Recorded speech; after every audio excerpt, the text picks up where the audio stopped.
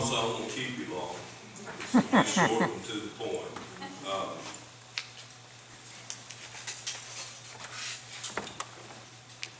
Put my other set of eyes. Sometimes when you're leaving the sanctuary or coming in, I wish you would look at the back of the pulpit. The first time I narrated the cantata, I noticed that the bottom edge here on the left and the right are really weathered, and the stain's almost gone. And I figured out that all the great women and men who have stood up here, their hands went right there. And every time I've narrated a cantata since, I put my hands here, and believe it or not, I can feel some strength coming up into me. And I'm going to need a lot of it today, so if you would, bear with me. Now, I'll be real honest with you. When Carolyn asked me to do this last July, I think, I almost immediately said, no, I don't want to do that. That's exactly what you said. For some reason, I said, I'll think about it. I don't know why I said that, because I normally wouldn't, but I said that to her. Now, if you know me, you know I'm not shy, and you know I'm not bashful, and sometimes I talk too much. But when I'm up here reading scripture or narrating a cantata, I'm using somebody else's words, and this would be me using my words. And I didn't know if I had those words in me. So I went home and I immediately started asking God to tell me that I didn't really need to do this. And we argued for a couple of days, and as you can see, I lost again. And I'm up here, and I'm going to do my best, and I hope I can get through this. So may the words of my mouth and this meditation of my heart be pleasing in your sight, dear Lord, my rock and my redeemer. A lot of you know that I was a school teacher. I taught and coached various sports at Eastern Alamance for 34 years.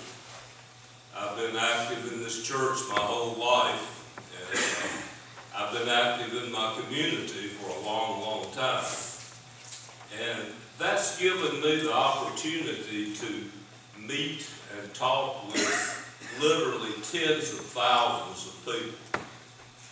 And I love to talk to people, and I love to observe those people. And through these observations, I have become totally convinced that there are just two kinds of people in the world today, and the lives of those two kinds of people are as different as day is from night. All of us have trials and tribulations, but there are only two kinds of people and the way they handle those trials and tribulations. There are various levels of poverty, but only two kinds of people. There are many forms of sickness and disease, but only two kinds of people. If you put these two groups of people together under exactly the same circumstances, they're going to react in totally different ways. And I think it's amazing that they do. Whatever situation that any of us are facing right now, we're either going to be hopeful or hopeless. Now, that's the two kinds of people that I'm talking about. One kind is hopeful, the other is hopeless, with reference to any specific challenges that they're facing in their lives. You're either hopeful or hopeless in your current situation. There's not a borderline position. You're not in the middle. You're either one or the other. You're either hopeful or hopeless. Well, I was going to tell you what hope is, but I think these beautiful little girls did a better job of that than I could. But I'm going to tell you what the dictionary says. The dictionary defines hope as the feeling that what is desired is also possible, or that events will turn out for the best. to look forward to it with desire and confidence, to believe, desire, or trust. And of those three, I think trust is the most important. I think as Christians, we just have to trust in God. Put everything else aside, we have to trust in God. In hope, one has the feeling that what they desire is possible, and the events are going to turn out for the best. In hopelessness, one has the feeling that what they desire is impossible, and it's always going to turn out for the worst. I don't understand the status of the hopeless. I'll just be real honest with you. Hopelessness is a dead end, folks. What would one do if you didn't have anything to look forward to? If you didn't think that things were going to work out, and the events that you're facing are going to have a positive ending? I just don't know how you live like that. The hopeful look forward with confidence. The hopeless are in the pits of pessimism. They don't have anything to look forward to, and they eventually just stop trying. Let me give you some examples of hope. First of all, hope is not passive. It's active and it's aggressive. I've had 1,000 kids walk into my classroom and say, "Mr. LeeLovette, I sure do hope I do well on your test today." And my standard answer was, "I hope you prepared. I hope you prepared to do well on my test today." It's good to have that hope, but you got to put some work into it to get the end results. Some people think that being hopeful is sitting down on the back porch steps and staring off into space and waiting for God to fulfill your hopes. It don't happen that way. It simply does not happen that way. In order to accomplish something, you got to do something to get ready for it. You got to try.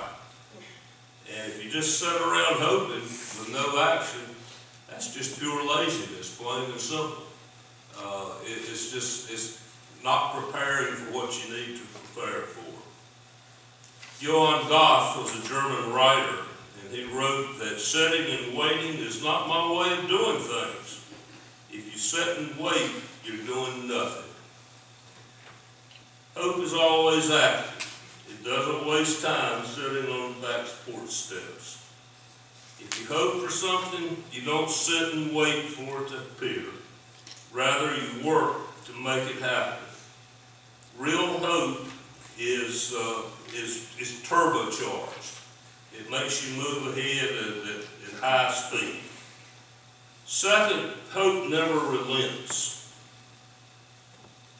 Hope just doesn't surrender, folks. It's always there. The hopeful people of this world persevere.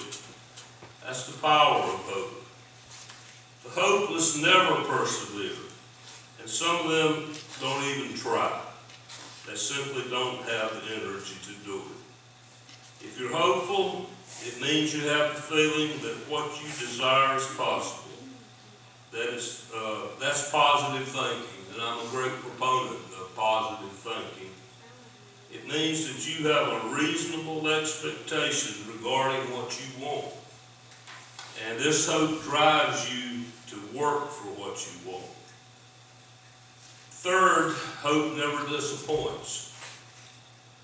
In the book of Job, the 11th chapter, 18th through the 19th verses, the Bible says, "You will be secure because there is hope.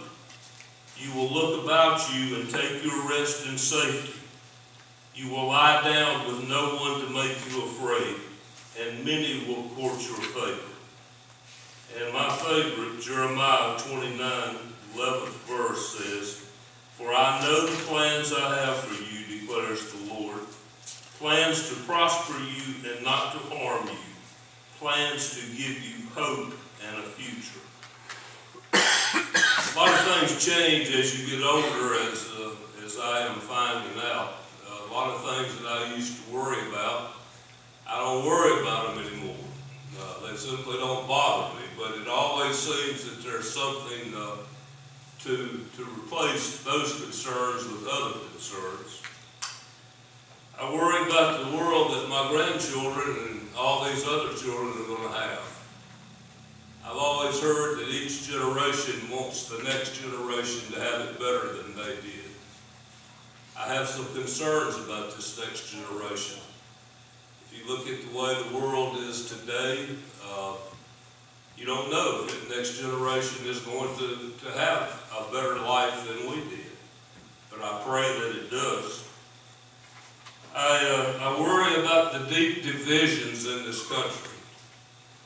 Divisions that are based on race, political beliefs, sexual orientation, wealth.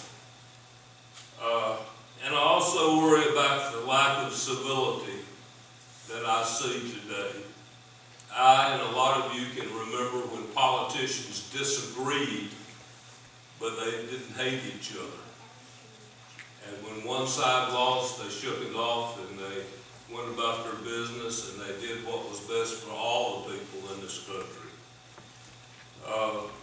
I don't see that civility anymore. Liberals hate conservatives, conservatives hate liberals. All you got to do is look at the political campaigns that you see on TV today. There's some really, really bad things being said about one another. Also worry about the environment. You probably don't know this, but I'm an environmentalist. And I worry about what we do to this beautiful planet every single day. The weather changes. All you got to do is look at the storms we're having now. The tons of pollution that are being dumped into our oceans and our atmosphere. Those things really bother me. Every day, thousands of acres of rainforest are destroyed. And there's the possibility that somewhere in those rainforests is a cure for cancer, a cure for many of the debilitating diseases that we have today. And then it really bothers me that every day species are going extinct. Beautiful animals, tiny little bugs, big old cats are going to fade from the face of the earth. So that bothers me also. And I worry about little churches like ours. And there are thousands of them across the country. Attendance is down, giving is down, and sometimes morale is down. So you probably think I'm a gloomy Gus, but I'm not. I love art. And a few months ago, I saw a painting that changed the way that I looked at my worries and was the inspiration for this message that I've tried to give you today. It was a painting of an old mountain cabin that had burned to the ground. The only thing standing was the stone chimney. And if you're familiar with old mountain cabins, they made their chimneys out of the rocks they could find laying on their homestead. And in the midst of all that was the burned remnants of everything the family had. Now, standing in front of this cabin was an old man and a young boy. And all they had was the clothes on their backs. And it was obvious that the young boy was crying. And beneath the picture were the words which the artist felt the old man was speaking to the boy. They were simple words, and they presented a profound theology and philosophy of life. They were, "Hush, boy, God ain't dead." That painting of that burned out shack, the old man, the weeping child, changed the way I look at the future. The painting, instead of being a reminder of the despair of life, became a reminder of hope. We need reminders that there is hope in this world. Believe me, hopelessness is a killer. It destroys your faith, and then it destroys your body. Folks, no matter what problems we're facing right now, what difficulties, what ailments, what level of poverty, the impact of these circumstances on your life will depend on whether you are hopeful or hopeless. Remember, God ain't dead, and He's working every day to make this world a better place. I hope we all choose hope. Thank you.